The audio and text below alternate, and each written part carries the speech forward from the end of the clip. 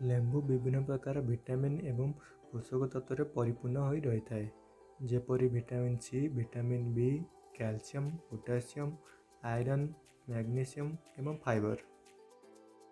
जदि आपण प्रतिदिन सकाଳେ लेंबू पानी पीवा चाहते तेबे अल्प गरम पानी रे गोटे फाड़ लेंबू चिपुड़ी याकू पियंतु।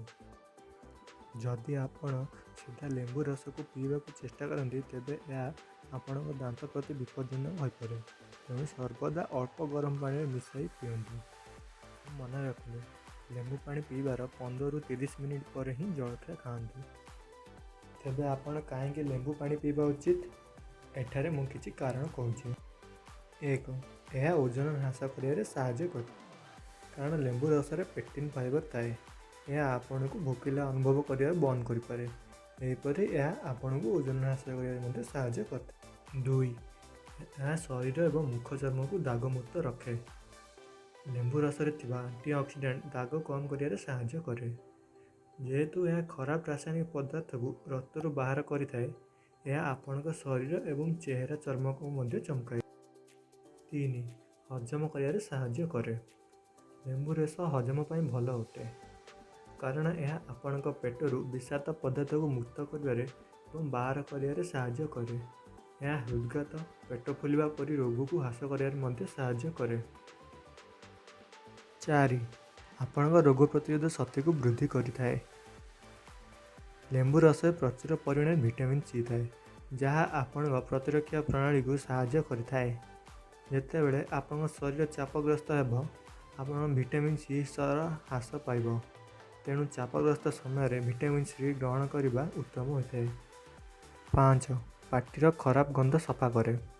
लेंबू रस दांतर जंत्रणा को मध्य ह्रास करिथाए, किंतु मन रखु, लेंबू रस पीवा पर हठात दांत हसतु नहीं, यह आपण दांत पर विपज्जनक होईपरे। 6. शक्ति वृद्धि करे।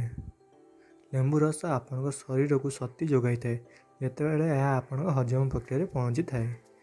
यह चिंता एवं उदासीनता को ह्रास करियारे मध्य साहाय्य करिथाए।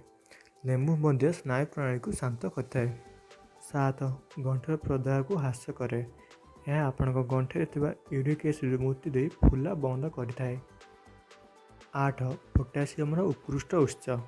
लेंबू पोटासियम ने परिपूर्ण, तेणु से आपण हृदय, मस्तिष्क एवं स्नायु को सुरुखुरे चलैवाई बहुत भल होते। 9.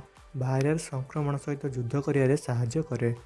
भाइरल संक्रमण को ह्रास करने एवं गला जंत्रणा को शांत करने लेंबू पानी पीवा हेउची सर्वोत्तम उपाय। 10. आपण शरीर को सफा रखे। आपण शरीर में खराब रासायनिक पदार्थ बाहर करी लेंबू रस यकृत को सठिक भाव में काम करियारे साहाय्य करथाए। देखा गले लेंबू रसर बहुत उपादेयता अच्छी। यह मध्य आपण स्वास्थ्य पाई सबुठारु सहज एवं सबुठारु बड़ परिवर्तन हो पारिबो। जदि आपण को वीडियोटी पसंद आसला तेबे याको लाइक कर दियंतु एवं आपण सांगान सहित शेयर करंतु। वीडियो देखिया चाहूले चैनल को सब्सक्राइब कर दियंतु।